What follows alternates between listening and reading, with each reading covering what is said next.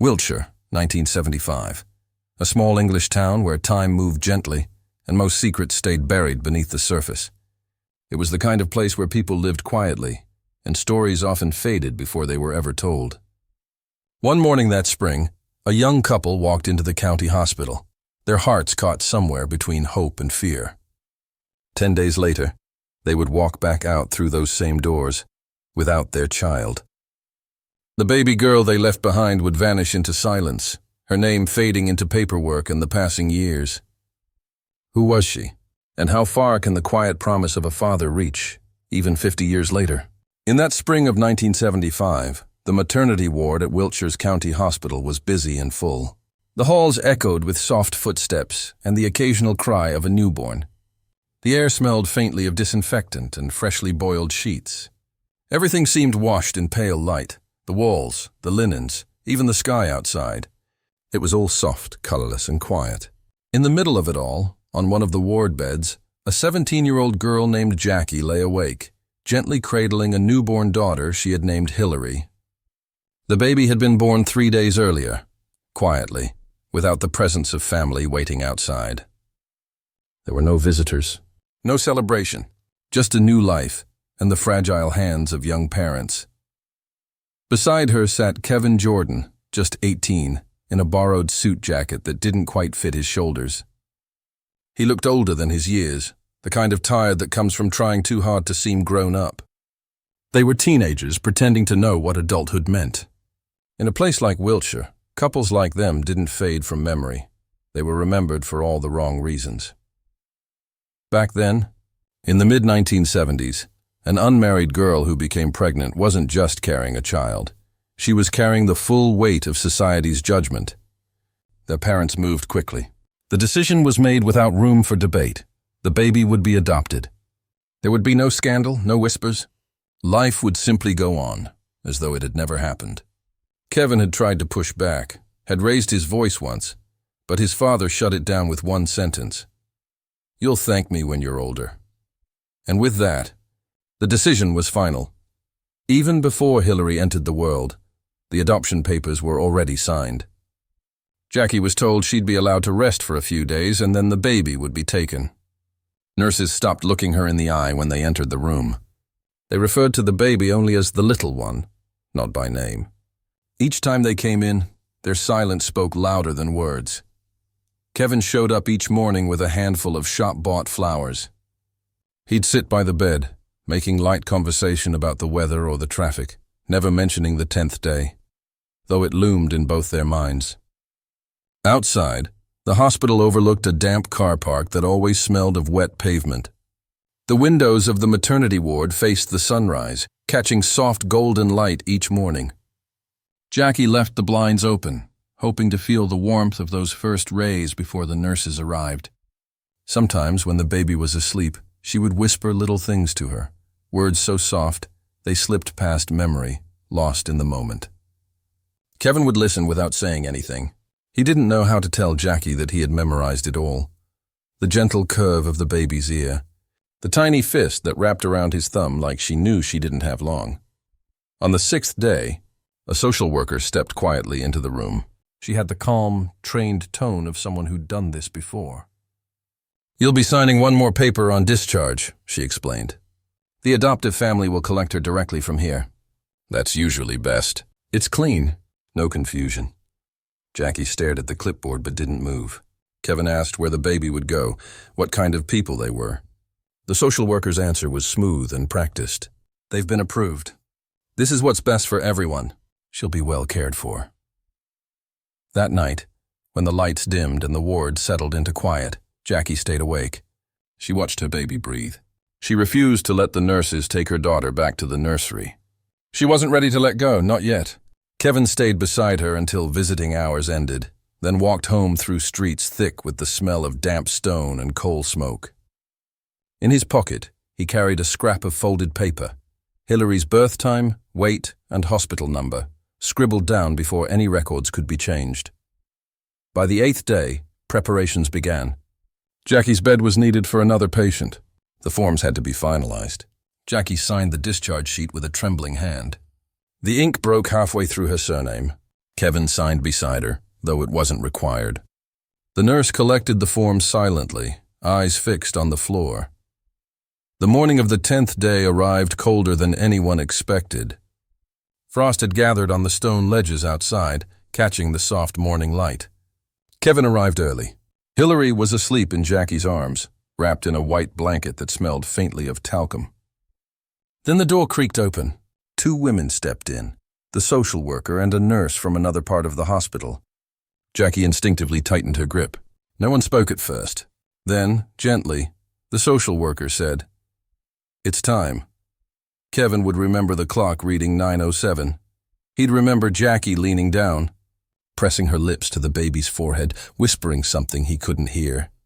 When the nurse lifted the baby from her arms, the blanket slipped slightly, revealing one tiny outstretched hand. Kevin started to reach forward, then stopped himself. The door closed softly behind them, but the click of the latch felt louder than it should have. They sat in silence for a long while, and the room felt colder than before. Jackie stared down at the empty space on her lap, her arms still shaped around a weight that was no longer there. Her hand stayed frozen, gently curved, as if the baby had only just been lifted away. Kevin opened his mouth to speak, but no words came. He didn't know how to reach her in that moment. After a long silence, she whispered, "We'll marry one day. Maybe then. We can try to find her." It wasn't a plan. It was a sentence meant only to keep her breathing, something to hold on to. A thought that made the pain just barely survivable. That afternoon, they left the hospital together. The sky hung low, a dull silver sheet above them, pressing the light flat against the ground. Kevin carried Jackie's small suitcase, walking one step behind her. She held an envelope in both hands. The nurse had given it to her that morning. Inside was a copy of the birth certificate. The name Hillary Jordan was typed neatly across the top, black ink on official paper. Neither of them looked back at the building. There was nothing to be gained in seeing it one last time. Outside, the wind was sharp, the kind that slips through cheap coats and makes you feel the season in your bones. They stood quietly at the bus stop, side by side, speaking nothing. The bus arrived, its brakes sighing against the cold. They stepped on board, and the doors hissed shut behind them. From his seat, Kevin looked out the window as the hospital grew smaller in the distance, a shape of brick and glass that slowly blended into the landscape. He pressed his hand lightly against the glass, as if to hold onto the view a little longer, as if memory needed something more than thoughts to survive. Jackie leaned her head gently against his shoulder and closed her eyes. She didn't cry. She simply sat there, still and silent. That evening, Kevin carefully took the folded slip of paper, the one with Hillary's birth time, weight, and number, and placed it inside a small tin box. He locked the box and slid it into the back of his desk drawer. He would keep it there through job changes, house moves, and the births of other children who would never know they once had a sister. The paper yellowed over the years, the corners curled, but the numbers, those remained sharp. They were coordinates of a moment he couldn't return to, but refused to let go of. The next morning, the hospital bed Jackie had occupied was remade. Fresh linens were laid out. The ward was cleaned, the records filed away with hundreds of others. To everyone else, the story had ended, but for Kevin Jordan, that day became the beginning of a silence that would follow him for decades. For a time, they pretended to return to normal. Kevin and Jackie both finished school, quietly. They avoided questions, gave short answers, stayed invisible when they could. Their families believed the matter had been dealt with, the way things were supposed to be. A few years later, Kevin and Jackie married in a modest ceremony outside the same parish where it had all begun. The photographs from that day show 2 young people dressed in borrowed confidence, both smiling the tight smiles of those carrying invisible weight. They looked older than they were, not because of age, but because of everything they'd already lost. They moved into a rented flat above a butcher shop in Royal Wootton Bassett. Jackie found work at the local post office. Kevin took a delivery job, eventually learning the city like the back of his hand. In the years that followed, they had 3 more children, 2 boys and a girl. By all appearances, they became a regular working-class family. Bills were paid. School pictures lined the mantel. Life went forward, but behind the normalcy, a quiet space of grief remained. They didn't talk about Hillary. Not to each other, not to the children.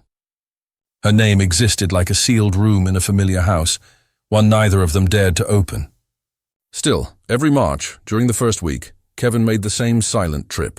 He would return to the grounds of the old hospital. The maternity wing had long since been torn down and replaced by offices. But Kevin would walk the perimeter of the fence and leave a single bouquet. Daisies or carnations, whatever was cheapest that week. He never told anyone why. When Jackie asked, "Where have you been?" he would simply reply, "Just out for a bit." And Jackie always nodded, never pressing further. She knew what out meant. The years settled into quiet rhythms. The children grew. Kevin's delivery job turned into a better one. They moved into a bigger house. There were school trips, birthdays, dentist appointments, and holidays. But there were also still moments when Jackie would suddenly stop mid-sentence. Her gaze locked on something invisible, like a memory had walked silently into the room. Kevin learned to recognize those pauses. He didn't interrupt them. He didn't try to fill them with comfort. Instead, he kept certain items tucked inside a metal box on the top shelf of his wardrobe. The hospital slip, a photocopy of the birth certificate, and a note Jackie had written on that 10th night. "Her hands are so small, Kev. I can still feel them." He never showed the note to anyone, but sometimes, when the house was completely still, he would take the box down, open it, and quietly study its contents, as if reviewing the map of a place he could never visit again. Jackie carried the memory in her own way. She wrote letters, all addressed to my first daughter. She never mailed them. She tucked them between cookbooks, inside old bank files, under winter scarves. The letters were never long, just fragments of thought. "We planted roses today. You'd like them. Or your brothers are taller than me now." Even as her hands began to shake in her 50s, she never stopped writing. In the early 2000s, as UK adoption records began to open under new laws, Kevin gently suggested they might try searching. Jackie shook her head. "What if she's happy?" she said. "What if finding her ruins that?" It was the only time he brought it up. When Jackie became ill in 2012, the doctor said the cancer was already too far along. The treatments were brief. The decline, faster than expected. During her final weeks, she rarely spoke. But one afternoon, with Kevin sitting beside her, she reached for his hand and said, "If you ever find her, tell her I never forgot." He promised her he would, even though, deep down, he wasn't sure how to begin. After Jackie passed away in 2013, the house fell into a kind of silence that was deeper than quiet. The children visited when they could, but their lives had moved on. Kevin spent his evenings organizing drawers, polishing shelves, fixing small things that didn't need fixing. One night, while sorting through Jackie's belongings, he found the bundle of letters she had written, over 30 of them, tied together with a worn ribbon. He read them all, one by one. The ink had faded, but the feeling had not. The last letter was undated. It ended simply, "Maybe one day you'll read this yourself." That was when Kevin began to think seriously, really truly about finding her. Not for closure, a word he never used or believed in. It wasn't about resolution or healing. It was about something simpler. Truth. A truth that had waited quietly for decades, like an old seed lying deep in the ground. Suddenly remembering it still had the right to grow. He started with a letter to the county office, politely inquiring about adoption records from the 1970s. The reply came back within weeks, brief, formal, and discouraging. Records from that period were sealed by law unless the adopted person themselves made contact first. The door wasn't locked, but it was firmly closed to him. He folded the letter and placed it beside Jackie's old ribbon in the tin box. Then he left it there, undisturbed. Months slipped by. One evening, while sitting alone in front of the television, half watching the screen, he stumbled across a segment from a show called Long Lost Family. It featured a reunion, a mother and the son she'd given up in 1969. The mother was older, her voice shaking, her hands trembling just slightly. But her face carried something Kevin recognized immediately. It wasn't joy. It wasn't guilt. It was relief. Not the kind that comes from being forgiven, but the kind that comes from being seen. From knowing that the child she once held in her arms now knew she had never forgotten. Kevin leaned forward in his chair. The host spoke about how the program used DNA, old archives, and adoption paperwork to help trace relatives. They offered hope not through promises, but through process. When the program ended, Kevin didn't move. He sat there, the room darkening around him, holding on to a flicker of something he hadn't felt in years. The next morning, he took action. He wrote to the producers of the show. His letter was careful, every sentence weighed like a fragile item in transit. He explained what little he knew, the hospital name, the birth date, the social services involved. He included a photograph from his wedding day, the only image that still connected him and Jackie to that moment in time. His handwriting was slow and deliberate, almost like a confession. He ended the letter with one simple line: "I just want to know if she's all right." Then he waited. Weeks went by with no word. During that time, Kevin began taking evening walks after dinner. The same loop, around the edge of town. He walked without aim, but with purpose. And as he walked, he started noticing things he hadn't seen in years. The low hum of streetlights, the smell of baking bread from the late shift at the bakery, how the colors of dusk blurred every shape into soft gray. When the envelope finally arrived, it was plain, but the logo on the corner read ITV Studios. He held it unopened for hours, too nervous to discover either too much or nothing at all. When he finally slid it open, the letter inside was short. "Thank you for your submission, Mr. Jordan. We would like to discuss your case further. Please provide any documents or identifying records you may have retained." He read it twice, then glanced toward the top shelf. The tin box was still there, still untouched. Only now it felt different. The contents weren't just relics of a memory. They were evidence. That night, he placed everything on the kitchen table. The birth certificate, the note from the hospital, the folded scrap of paper with Hillary's number written in fading ink. For the first time in nearly 40 years, he wasn't looking at artifacts. He was looking at clues. The search had begun. And for Kevin Jordan, who had lived with the quiet shadow of the 10th day for most of his life, that silence finally started to shift. Nearly 10 years had passed since Jackie's death.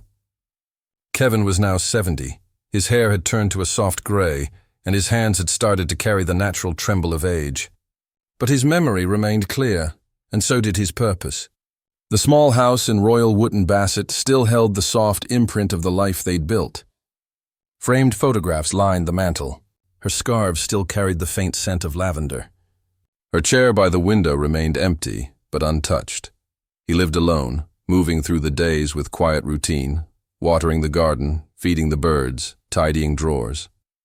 But that promise, the one he made at Jackie's bedside, was still there, alive, waiting. In early spring, another envelope arrived. Again, ITV's logo in the corner. Inside was a letter from the research team at Long Lost Family. They thanked him for sharing his story, confirmed they'd received his documents, and requested a short recorded interview to confirm a few more details. The wording was professional, slightly impersonal. But to Kevin it felt monumental. He ironed his best shirt, polished his shoes, took the train to Bristol. The studio wasn't grand, just a quiet building behind a row of offices. Inside, a young producer named Sophie greeted him. Her voice was calm and practiced, the kind used by people who often speak with fragile hope. They sat across from one another at a plain table, a recorder between them. She asked about the birth year, the hospital, the adoption process. Kevin answered slowly, as if each word needed to land exactly in place, like details in a witness statement. When they finished, she smiled gently and said, "We'll do everything we can." He left the studio with a strange mix of relief and disbelief. For so long, Hillary had existed only in memory, an invisible thread tied to his heart, pulled quietly through the years. Now her name lived on a page in a file on someone else's desk. She was no longer only his to carry. Weeks passed. No letters came. Kevin returned to his routines, watering the flowers, visiting his grandchildren, checking the mailbox each morning. Then, one afternoon, his phone rang. A woman's voice introduced herself. "Hello, Mr. Jordan. My name is Rachel. I'm a researcher with the program." Her tone was kind, but cautious, the way people speak when handling something delicate. She paused, then continued. "We've found a record we'd like to discuss with you." Kevin held the phone tighter. Rachel explained that they had located a woman born at the same hospital on the same day under an adoption reference number that matched the documents he'd provided. Her name, she said gently, was Hillary Campbell Smith. Kevin didn't speak. Not right away. His heart beat quietly, like it was waiting for permission. Kevin didn't speak at first. He simply sat there, the phone pressed gently to his ear, listening to the faint sound of his own breath echo through the line. The moment was too large for words. Finally, he asked the only thing that mattered. "Is she all right?" Rachel, the researcher on the other end of the call, paused for just a beat and then replied, "Yes, she's alive. She's well." Kevin closed his eyes. He let those few words fall over him like rain after a long drought, settling not with drama, but with quiet finality, like dust finally resting after a long, unsettled storm. Rachel continued softly, explaining that the woman, his daughter, was living in Salisbury, less than 40 miles from Kevin's home in Royal Wootton Bassett. She'd been raised by a couple who had since passed away. There was no record of her ever searching for her biological family, and, under UK law, no contact could be made unless she willingly consented. The team would be reaching out gently, she said, without revealing Kevin's name or details, unless the woman gave permission. Kevin listened carefully, then replied with quiet understanding. "Take your time," he told her. "I've waited 50 years. I can wait a little more." That evening, Kevin sat at his kitchen table with the familiar tin box before him. He opened it slowly and took out the hospital slip, the same one he had folded so long ago. The paper had yellowed at the edges, worn from years of waiting. But this time, when he looked at the numbers printed on it, the date, the time, the weight, they didn't feel like a scar. They felt like coordinates, a map finally beginning to point somewhere real. He poured himself a small glass of whiskey. With one hand, he lifted it in a quiet toast to the photograph of Jackie on the mantel. "She's out there," he said aloud, as if she might be listening. The weeks that followed moved slowly. Time, as always, played its own game. The production team worked behind the scenes, checking official records, verifying identities, preparing what they cautiously called a potential reunion case. Kevin received occasional updates. Each one was brief, professionally worded, and deliberately restrained, the kind of letters meant to manage expectations. Still, each note brought a quiet spark. The team told him that Hillary had received a handwritten letter, delivered directly to her door. Like all letters sent by the program, it was vague but sincere. "Someone from your past has reached out. Would you be willing to learn more?" They said she had paused, taken some time, but eventually she agreed to meet the researchers. She still didn't know who was looking for her, only that it had something to do with the date and place of her birth. Kevin hung on every word of those updates, listening as if trying to remember a language he hadn't spoken in years. The thought that Hillary was out there, not as a distant memory but as a living person, someone who laughed, who worked, who maybe walked the same rainy streets he did, was both overwhelming and strangely grounding. When the producers asked Kevin if he had anything else that might help, a photograph from his youth, a letter from Jackie, anything that could add clarity, he returned to the tin box again. He offered them the wedding photo and the final note Jackie had written before Hillary was taken. The production crew handled everything with care. They scanned and photographed the items with quiet reverence. Sophie, the producer who had interviewed him months earlier, looked up gently and asked, "Would you like to be the one to meet her first?" Kevin paused, eyes fixed on the floor, thinking. "If she wants to meet me," he said, "then yes. But if she doesn't?" "Just tell her we were never angry," the team nodded. They would proceed slowly, respectfully. Filming dates were mentioned, then adjusted, then rescheduled. Bureaucracy, always moving at its own pace. Kevin never complained. Instead, he spent the time in quiet preparation. He fixed the broken slats in the garden fence. He repainted the shed that hadn't been touched in years. Small, ordinary things, but done with the quiet sense that something important was coming. Even if he didn't know what it would feel like. Then, in late summer, a new letter arrived. It was typed on thick, crisp paper and carried the familiar ITV Studios logo in the corner. At the top, in bold, were the words, "Proposed reunion filming." Beneath that was the sentence he had been waiting half a century to read. "We are pleased to inform you that contact has been made." And below that, a single, life-altering line. "Hillary has agreed to meet." Kevin placed the letter on the table, sat down slowly and stared out the window. The light was beginning to fade, turning the garden gold, then gray. He reached once more for the tin box, not out of habit, but out of ceremony.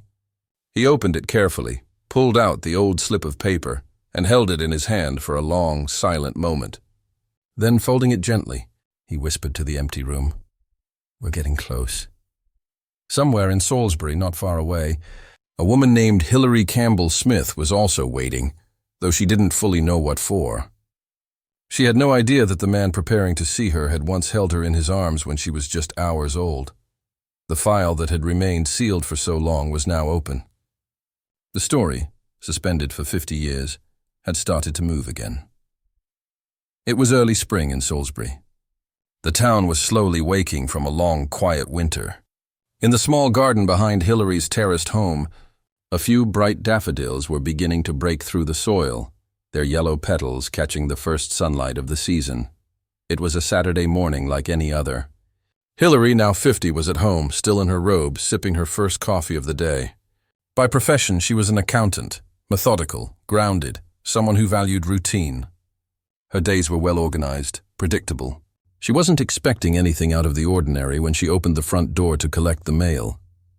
Among the usual stack of bills and catalogs, there was one envelope that felt different, heavier, thicker, addressed in precise, neat handwriting. There was no return address. The postmark simply read, "London." She turned it over slowly. The flap had been sealed by hand, not machine. It didn't feel like junk mail. It felt intentional. She hesitated, then carefully tore it open. Inside was a single sheet of fine stationery, embossed at the top with the ITV Studios logo. The message was brief, formal, and polite. "Someone from your past has contacted us. They believe they may be connected to you through circumstances surrounding your birth. If you are open to learning more, please contact us at the number below. You are under no obligation. All correspondence will remain confidential." Hillary read it once, then again, and then a third time, aloud, as if saying the words might help them make sense. "Someone from your past." The phrase lingered. Her past, as she understood it, had always been quiet and simple.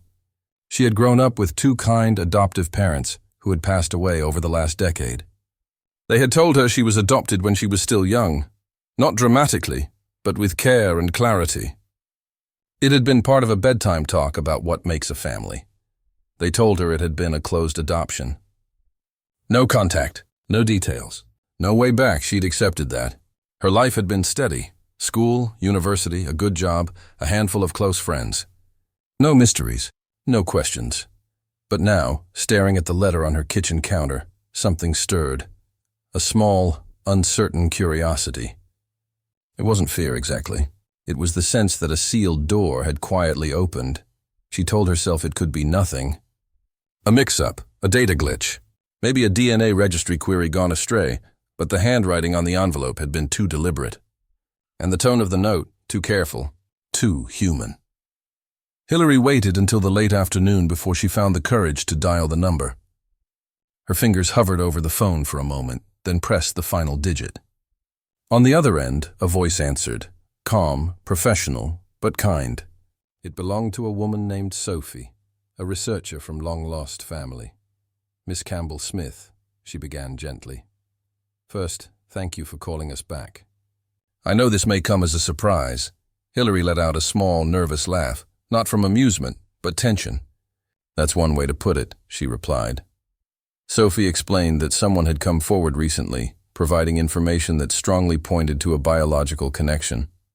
For privacy reasons, they couldn't reveal who it was just yet. Only that the records, the hospital, the date, and the adoption reference number all matched precisely. The show, Sophie said, was designed to help reunite families separated by time. Distance or secrecy, but only if both parties gave consent. This call, she said, was simply to ask if Hillary would like them to continue the search on her behalf. Hillary said yes, though she wasn't sure why. Maybe it was curiosity. Maybe it was the weight in Sophie's voice. Maybe it was the idea that someone, somewhere, had been carrying her memory for 50 years and still wanted to find her. After ending the call, Hillary sat beside her front window, watching her own reflection fade as the light in the room shifted from afternoon to early dusk. She didn't move for a long time. That week, the call echoed in her mind. She told no one, not her co-workers, not her closest friends. It felt too fragile to say aloud. She reread the original letter from ITV multiple times, tracing the neat indentations in the envelope's handwritten address, as if it might offer a clue, a tremble, a slope of a letter, some glimpse of the person behind it, but there was nothing revealing. A few days later, Sophie called again. Her voice held both purpose and care. "We've verified the information," she said. "The person who contacted us is confident of the connection. He's been searching for you for a very long time." Hillary's breath caught slightly. "How long?" she asked. There was a pause. Then Sophie answered, quietly but clearly, 50 years. The words filled the room like a weight. Hillary stared at the wall, trying to imagine what it meant. Half a century of wondering, of remembering someone you hadn't seen since infancy. "Why now?" she asked. Sophie answered simply, "Because he made a promise to someone that he'd find you." That evening, Hillary slipped on a coat and walked through her garden, her hands tucked deep into her pockets. The early spring air carried the scent of wet earth and faint chimney smoke drifting from neighboring houses. She thought about her adoptive parents, the sound of her mother's voice, her father's steady kindness. They had always told her she was loved by two families, not one. She had believed them, but she had never truly considered what that might mean for the family she had never met. A week later, Sophie called once more. Her voice sounded brighter this time, but still cautious. "Hillary," she said, "the records are confirmed. We can arrange a meeting if you're ready." Hillary's grip on the phone tightened. "Can you tell me who it is?" Sophie hesitated. "Not yet," she said softly. "But he's alive. And he's here." In Wiltshire, the word struck Hillary like a bell. Wiltshire, a place she had passed through many times on visits, sometimes just an hour's drive from home. "That close?" she whispered. "All this time?"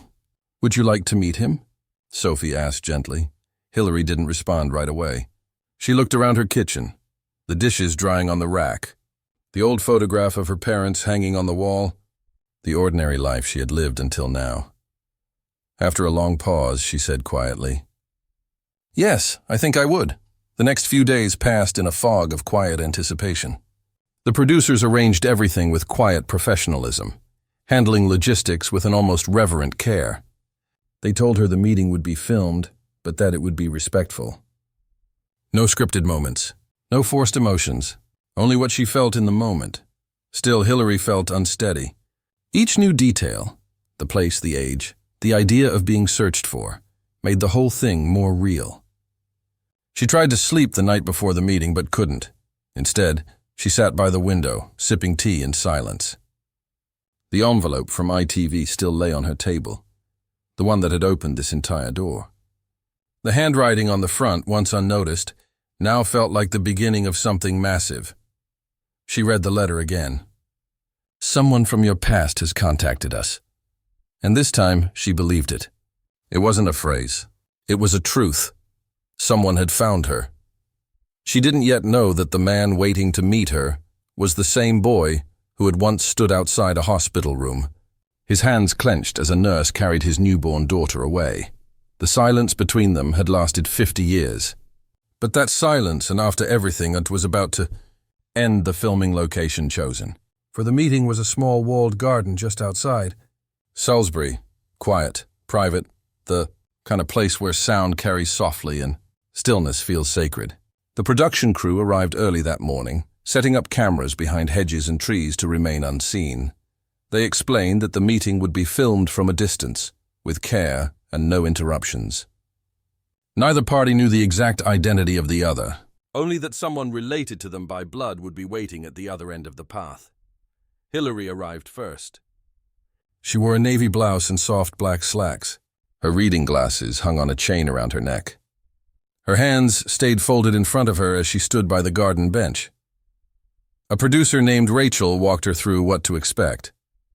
"He'll come from that path," she said, pointing gently toward the gravel walkway that curved between hedges. "There's no script. Just take your time," Hillary nodded. She tried to focus on her breathing, but her heart was beating louder than she expected. On the far side of the garden, Kevin Jordan was being fitted with a small microphone. He stood quietly, thinner than before, his face worn, but his eyes sharp and calm, the same eyes that had carried him through 50 years of remembering. He hadn't spoken much that morning. When the producer offered him water, he shook his head politely. "I just want to see her," he said. And then, finally, the signal came. Kevin took a breath. He stepped onto the path. His steps were slow, careful. Each footfall was measured, as if carrying not just his weight, but the full span of 5 decades with it. From her place on the bench, Hillary looked up and saw a tall man approaching. His gray hair caught the light, and though his posture was upright, there was a hesitance in his steps, like someone walking toward a door they weren't sure would open. He moved carefully, not slowly, but with the weight of purpose. Then for a brief moment their eyes met. They didn't speak. They didn't smile right away. And then, without intending to, Hillary's lips curved gently. It wasn't a polished smile or a polite one. It was small, uncertain, a reflex more than a decision, something that came from somewhere deep and unexplainable. Kevin stopped just a few feet from her. The space between them held 50 years of silence, 5 decades of what-ifs, unspoken names, and lost time. He was the first to break it. His voice, though rough from nerves and age, held steady. "Hello," she replied softly, the same word falling from her lips. "Hello." They stood there for a moment, that single word echoing in the air between them. And then Kevin's face shifted. A flicker of something changed in his expression. The kind of look that comes not from recognition of the face, but from recognition of the soul. He whispered the words almost to himself. "It's you." Hillary blinked, caught off guard. "You know who I am?" she asked quietly. Kevin nodded, voice thick with something beyond memory. "I've known since before you were born," he said. Something in the way he said it made her breath catch. There was no grand reveal, no dramatic pause, just a slow, quiet, unfolding realization. This man was not a stranger. He was the beginning of everything. He was the reason she existed. Hillary stepped forward. "You're my father," she said, not as a question, but as a truth. Kevin nodded again. His eyes shimmered, but he didn't cry. He reached out gently, unsure if he should close the gap. But Hillary did. She stepped into his arms and embraced him. The cameras, filming from a distance, captured the moment. 2 figures framed by hedges and spring light, meeting not with spectacle, but with quiet presence. There were no sobs, no grand speeches, only breath. Proof that they were both real, both alive, standing in the same place for the first time since the spring of 1975. Later, they sat together on the bench. A small folder rested between them, brought by the production team. Inside, Hillary's birth records, the official adoption file, and a copy of the letter Kevin had written months earlier. She opened the folder slowly. The first page bore a date she had always known, March 1975. But near the bottom was something unfamiliar, a name she had never seen in print, Hillary Jordan. She stared at it, then traced the letters softly with her fingertips. "I never knew this existed," she whispered. Kevin nodded beside her. "Your mother chose the name," he said. "She wanted it to sound strong." And then, with care, he told her the story. About Jackie, about the hospital, about the 10 brief days they had been allowed to hold her. Hillary listened without interrupting. Each word felt like a missing piece being placed carefully into a puzzle she didn't know she needed to complete. When Kevin described how Jackie had stayed awake through the nights, refusing to let the baby be taken from her arms, Hillary turned away slightly. her eyes unfocused. "I wish I could remember her," she murmured. Kevin smiled faintly. "You would have liked her. She was the brave one." They sat in silence again, the weight of the story still settling. Then Hillary asked the question she hadn't realized she needed to voice. "Did you ever think you'd find me?" Kevin took a long breath. "Every year," he said. "But not like this.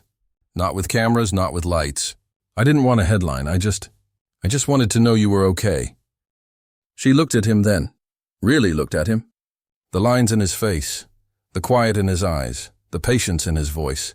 She tried to imagine all the birthdays and years he had marked without her. "All the time filled only by absence. I was," she said. "I had a good life. I was loved." Kevin exhaled, slowly, deeply, as if that single sentence released something he had been holding for half a lifetime. When the filming ended, the crew respectfully stepped back. They were given space to talk freely. Their conversation drifted to lighter things. Her job, his garden, small, ordinary details that now felt like treasure. They found unexpected similarities: a shared dislike of early mornings, a preference for dark tea, a dry, understated sense of humor. The ordinary became remarkable. Before parting, one of the producers suggested they take a photo. A simple selfie. They agreed, hesitantly. Kevin raised his glass of beer. Hillary lifted hers. The resulting image, awkward but genuine, would later appear in newspapers with the caption, "Father and daughter reunited after 50 years." That evening, Hillary drove back to Salisbury in silence. The countryside passed by her window in gentle motion. Green fields, winding lanes and old stone walls she had driven past countless times, never knowing how close she had always been. She thought of the man she had just met. Gentle, slightly nervous, speaking with the care of someone afraid to damage something fragile. Back in Wiltshire, Kevin returned to his quiet home. The rain had just stopped. The garden smelled of damp earth. On the kitchen table, the letter from ITV lay open, next to Jackie's photograph. He reached into his coat pocket and removed the picture taken in the garden, the first photo of Hillary as she stood beside him. He placed it gently next to Jackie's. For the first time in 5 decades, the space between them felt less like absence and more like continuity. Later that night, he received a final email from the producers. The DNA test had officially confirmed what both already knew. The report now read, "Subject located alive. Biological relationship confirmed." But Kevin didn't need science to tell him what he saw in her eyes, or in her uneven smile. The same one Jackie used to wear when she was trying not to cry. He printed the report, folded it with care, and tucked it into the tin box, the one that had waited in silence for so long. Then he whispered, more to himself than anyone else, "We found her." Outside, the garden was quiet. The air smelled like wet leaves. The rain had passed. The search, after all this time, was finally over. There had been no courtroom, no arguments, no verdicts. Only the long, patient reckoning that comes when truth, at last, finds its place. For both Kevin and Hillary, the months that followed were quiet. Not dramatic, but meaningful. It wasn't a fairy tale ending. It was something slower, heavier, a private trial not of guilt, but of memory. Not a case against each other, but against the years that had passed between them. After the episode aired, letters began to arrive at Kevin's home, from strangers, from viewers who had watched and been moved. Some thanked him for not giving up. Others shared their own stories of searching, of losing, of finding. He read them all. I folded them carefully, stored them in a drawer. To the outside world, the reunion had marked an ending. A clean close, a box ticked, found. But to Kevin, it wasn't closure. It was the beginning, a fragile, undefined beginning, a second chance, quiet, uncertain, and infinitely precious. At first, Kevin and Hillary stayed connected by phone. Short calls every few days, their voices tentative, conversations polite and measured, like distant relatives learning how to be something more. There was no rush, only careful steps into a space that felt both familiar and foreign. They spoke of small things, weather, work, the daily rhythms that fill ordinary lives. Eventually, she began to ask about Jackie, about her mother, What had she been like? What did Kevin remember? He told her simple stories. The time Jackie had burned a roast so badly the kitchen filled with smoke, and yet she laughed until tears ran down her cheeks. The way she used to hum softly while ironing, never noticing she did it. Hillary listened in silence, her voice hushed when she finally responded. "I think I would have liked her," she said. "You would have," Kevin replied. He didn't need to add anything more. Those first calls were full of pauses, silences neither of them rushed to fill. It was as if both feared saying the wrong thing or too much. Hillary had her own life, a career, routines, close friends. And Kevin understood that. He didn't want to intrude. For decades, he had imagined her as someone far beyond reach, a distant presence never meant to return. The first time she called him Dad, it slipped out. She hesitated immediately, as if startled by herself. "Is that all right?" she asked, uncertain. Kevin smiled, a full, quiet smile she couldn't see over the phone. "It's more than all right," he said. They began to meet in person more often that year, always in quiet places. A modest cafe halfway between Salisbury and Royal Wootton Bassett, a park where old trees offered shade and privacy. They never rehashed the reunion day or lingered on the decades between. Instead, they talked about simple things, petrol prices, weather that wouldn't let up, the way everything cost just a bit more than it used to. And strangely, it was in those ordinary exchanges that healing began. The simplicity gave them space to belong to each other again, not through shared history, but through shared presence. One afternoon, Hillary brought an old photo. She had found it tucked in a box among her adoptive parents' belongings. It showed a baby wrapped in a thick blanket. There was no writing on the back, just a blurred black and white image of an infant asleep. Tiny hands curled near her face. "They told me this was taken by the nurse when I was born," she said. Kevin studied it carefully. His fingers hovered above the photograph, not touching it. "I think I remember that blanket," he said after a long pause. "It had a blue stripe. Your mother loved it." There were difficult moments, too. Small tensions, subtle reminders of all the years they hadn't shared. Hillary was independent, practical, careful with sentiment. Kevin was thoughtful, slow to move on from memory, often caught up in the past. Sometimes she grew impatient when he lingered too long in old stories. Sometimes he hesitated when she changed the subject too quickly. But neither pulled away. They treated those missteps not as things to fix, but as things to learn from, evidence of two very different lives trying to walk side by side. One evening, while they sat quietly after dinner, Hillary asked a question that had been quietly resting in her mind. "Did you ever blame anyone?" Kevin was quiet for a long time. Finally, he said, "No, I blamed myself. For believing I didn't deserve to look." Those words stayed with her. Later, she would confess that she had spent nights wondering what would have happened if they'd never found each other. If she had never opened that envelope. If she had dismissed it, ignored it, then we'd still be living, he said gently. Just separately. It was his way of reminding her that the past mattered. But it wasn't the whole story. In the winter of 2025, Hillary invited Kevin to her home for dinner.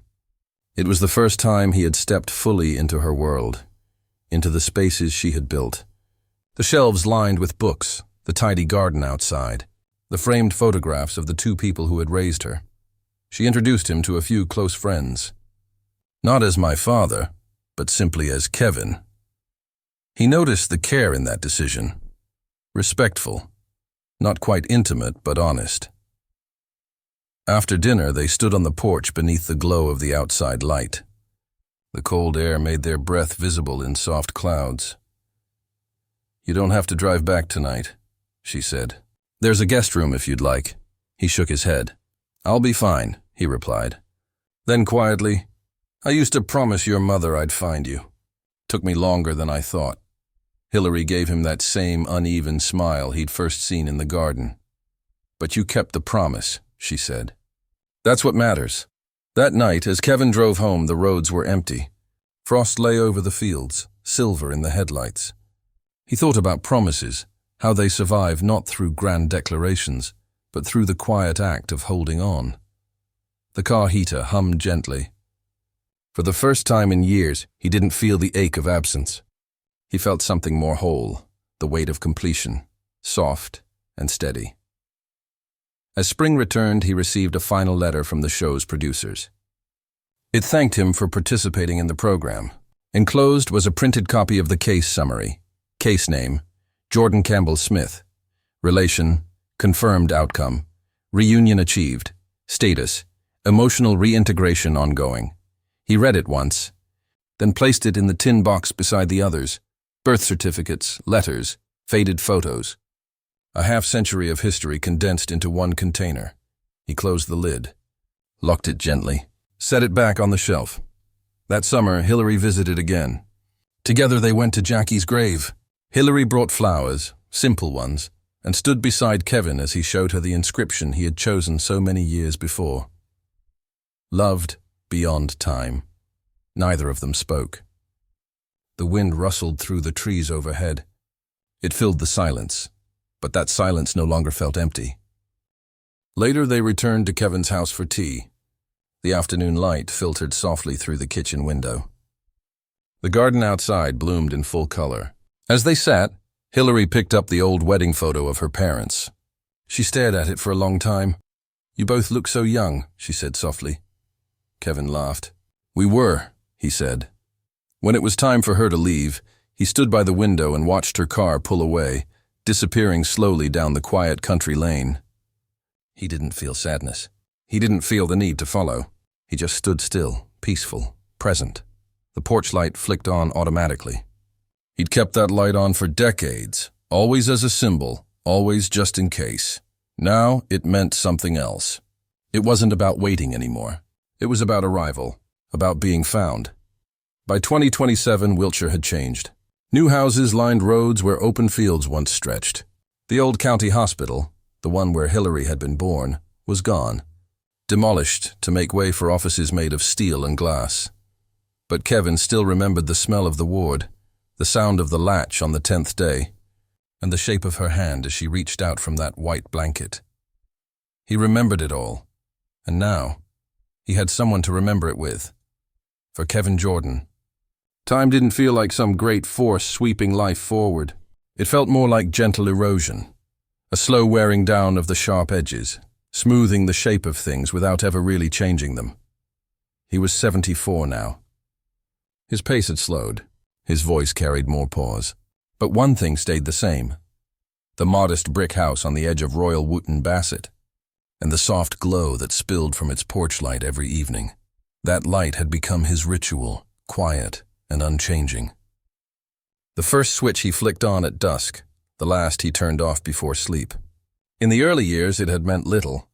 Just habit, maybe a quiet kind of hope hidden in routine, a signal sent out into the dark with no expectation of reply.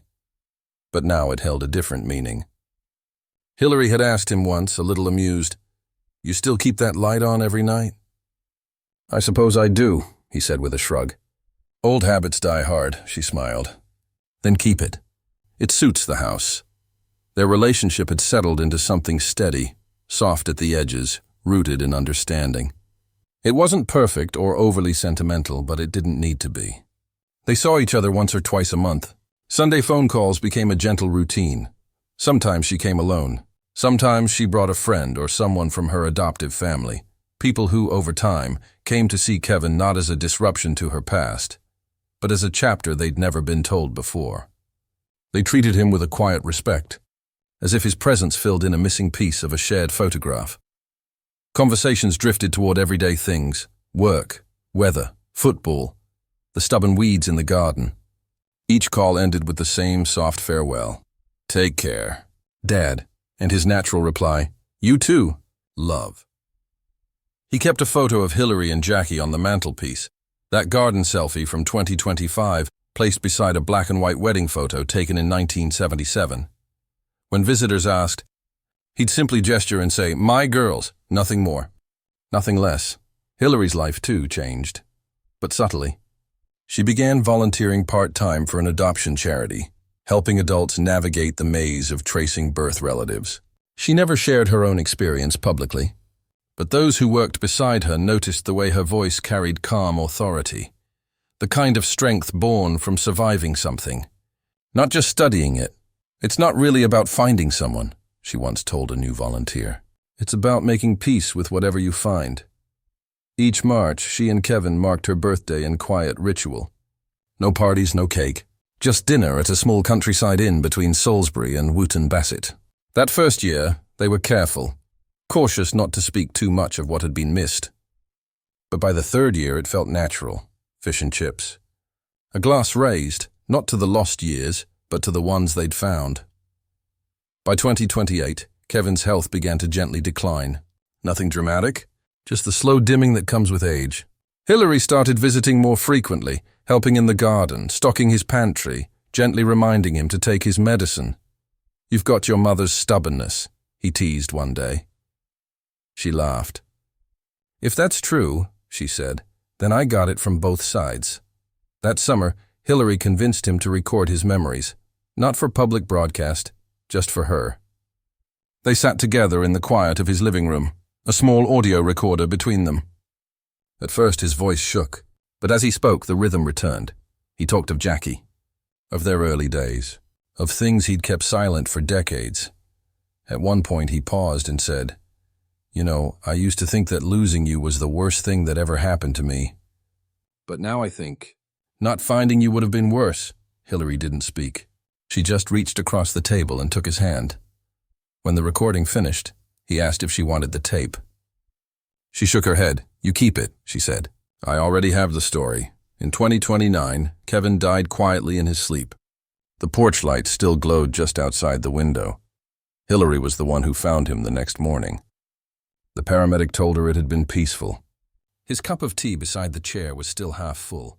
The radio softly tuned to a local station. The funeral was small. Held in the same church where he had married Jackie more than 50 years earlier. Few from those early years remained, but those who did sat near the front. Hilary greeted them with calm strength. No fanfare, no public speeches. During the service, the vicar read a line from Kevin's recorded memories. "I think time doesn't take people from us.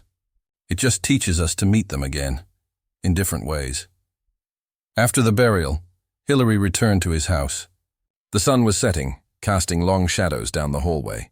On the kitchen table sat the old tin box, Kevin's box of truth. His evidence, his archive of waiting and finding.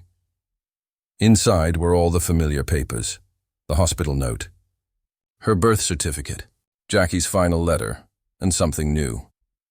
A small folded slip of paper she had never seen before. On it, in his careful handwriting, were just 4 words: "The light can rest," that evening. Before locking up, Hilary stepped out onto the porch. The bulb still burned, soft and steady. She hesitated, then reached for the switch.